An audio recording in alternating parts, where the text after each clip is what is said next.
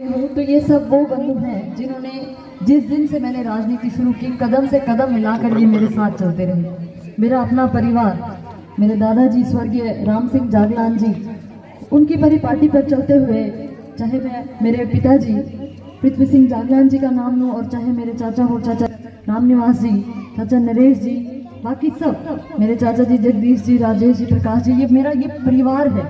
और इस परिवार के साथ मेरे परिवार की मेरी दादी और मेरी चाची ताई और गांव में भी जो रिश्ते हैं, चाची ताई हैं, चाचा ताऊ हैं, आप सब ने हर कदम पर मुझे उत्साह दिया है, हर कदम पर बढ़ावा दिया है कि तुम आगे बढ़ो, हम पीछे खड़े हैं। और जो भारतीय जनता पार्टी में समय समय पर मुझे मान सम्मान दिया, मैंने पार्टी के कार्यकर्ता के नाते काम किया है और उस काम करने से जब पार्टी खुश होती है तो कोई ना कोई दायित्व, कोई ना कोई जिम्मेदारी आपको देती है और हर बार कुछ ना कुछ पार्टी देती रही वो। और आज जैसा मंच के माध्यम से बताया गया कि जिला अध्यक्ष हिसार भाजपा जो पार्टी ने एक दायित्व दिया है, ये सच में बड़े गौरव की बात है, क्योंकि आज तक के इतिहास में किसी भी महिला को हिसार में जिला अध्यक्ष नहीं बनाया गया। ये पहली बार हुआ है। गांव खेदड़ की बहू डॉक्टर आशा खेदड़ आज जिला की अध्यक्ष बनी है। सालों साल से बीजेपी है और आज तक कभी भी, सिर्फ बीजेपी नहीं, अन्य किसी पार्टी की भी आप बात करें तो कोई महिला अध्यक्ष आज तक बनी नहीं। तो ये बड़े मेरे लिए गौरव की बात है, लेकिन ये गौरव सिर्फ आप सबकी वजह से है, क्योंकि जैसा मैंने कहा, जब भी कभी कोई काम ऊपर से मुझे संगठन ने दिया, आप सब ने उसमें सहयोग किया, आप सब मेरे साथ खड़े रहे। मुझे एक बार भी ऐसा नहीं लगा कि मैं कहीं अकेली हूँ। मंच पर जैसे बातचीत हुई, सब अलग अलग पार्टी से हैं, कहीं ना कहीं किसी ना किसी की किसी अन्य पार्टी में आस्था है, लेकिन उसके बावजूद जब बात गांव की आती है, भाईचारे की आती है, तो सब एक हो जाते हैं। जैसे 2019 का चुनाव हुआ, हमारे गांव में 2 राष्ट्रीय पार्टी की टिकट आई। ये बड़े गौरव की बात है, क्योंकि मैंने सुना था कि हमारे गांव का बहुत लंबे समय से प्रयास था कि भारतीय जनता पार्टी या कांग्रेस या किसी भी अन्य पार्टी का कोई भी कार्यकर्ता गांव से चुनाव लड़े, और हमारे गांव से 2 प्रतिनिधि हुए। और सबसे बड़ी बात कि दोनों बहुएं थी। मैं जो एक चीज मैंने महसूस की, जो मेरे गांव की धरती है, वो बहन बेटियों के लिए, बहुओं के लिए बहुत पुण्य की धरती है। अगर कोई बहन बेटी, कोई बहू आगे बढ़ना चाहे तो गांव की मिट्टी और इस मिट्टी में पला जो ये मेरा परिवार बैठा है, ये एकजुट होकर लग जाते हैं कि बहन बेटियों को हम आगे बढ़ाएं। और जिस मिट्टी में, जिस जगह पे, जिस परिवार में बहन बेटी की इज्जत होती है, वहां माँ वैभव लक्ष्मी का वास होता है, माँ भगवान स्वयं बसते हैं और वहां तरक्की दिन दुनी रात चौगुनी होती है। वहां हम अगर बात करें शांति, सुख, वैभव, ये सब चीजें हमेशा के लिए अपना बसेरा बना लेते हैं।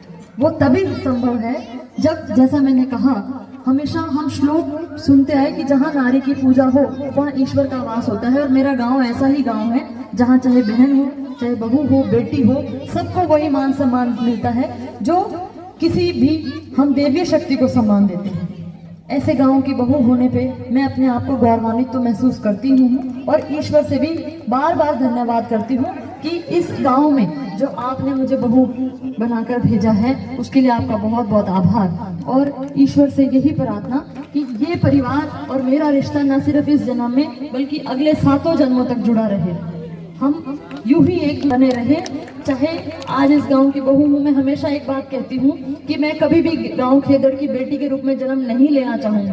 हमेशा की बात मैं कहती हूँ, आज भी ये बात कह रही हूँ, हमेशा बहू बन के आना चाहूंगी, क्योंकि बेटियों को तो दूसरे घर जाना होता है, बहू तो यही रहेगी। तो मैं तो अपने गांव की बहू के रूप में ही इस गांव में वापस आना चाहती हूँ जब भी आऊँ, और आप सबका प्यार स्नेह मुझे यूं ही मिलता रहे। एक संगठन ने, पार्टी ने जिम्मेदारी दी और मेरे गांव ने इतनी बड़ी संख्या के साथ और इतने जोश के साथ जो मेरा स्वागत, अभिनंदन किया है, ये जैसा मैंने कहा कि पुण्य शायद बहुत ज्यादा किए हैं कि हर रोज मेरे गांव की तरफ से वो फल मुझे मिलता रहता है। जो कामों की बात आई है, पहले भी हमने कोशिश की है, सब ये जितनी टीम बैठी है या सामने जो है, सबने एक प्रयास किया कि हम कुछ ना कुछ अच्छा करें।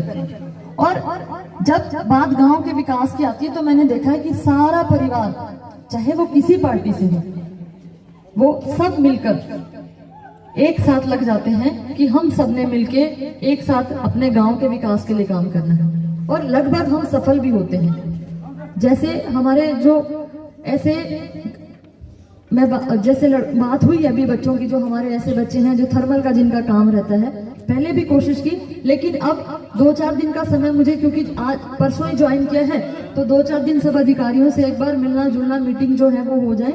उसके बाद मैंने सीएम साहब को अपील डाल दी है, 2-3 दिन में उनका समय भी मिल जाएगा।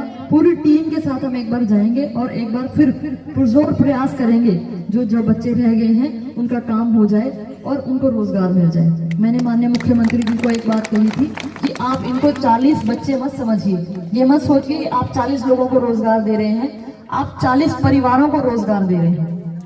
और उन 40 परिवारों के साथ, क्योंकि लगभग सब लड़के हैं, उन 40 परिवारों के साथ अगले 40 परिवार जुड़ेंगे जिनकी बेटियां हमारे घर आएंगी।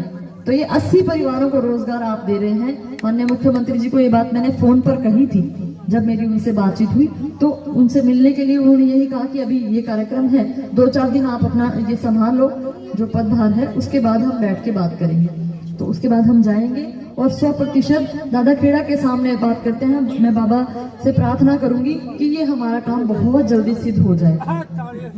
और जैसा सही बात है, हम जब भी यहाँ आते हैं, जो कार्यक्रम होता है यही दादा खेड़ा के सामने हम करके तो चले जाते हैं, लेकिन दादा को कुछ नहीं देके जाते। ये बिल्कुल सही बात है। और अब जो भी अगली ग्रांट आएगी, जो भी हमें, चाहे वो डी प्लान के माध्यम से आए, चाहे माननीय मुख्यमंत्री जी के माध्यम से आए, हाँ मैं बताऊं तो जो, क्योंकि मेरा अपना कोई कोटा नहीं है, जो विधानसभा का कोटा आता है वो यहाँ का जो विधायक है, मंत्री है, उसको आता है। मुझे सीधा या तो मैं मुख्यमंत्री जी से लूं या डी प्लान का पैसा आएगा उसमें से लूं। तो उसमें से जो भी अब पहला ग्रांट आएगा उसमें से 5 लाख रुपए हम सीधा दादा खेड़ा के चरणों में रख के जाएंगे।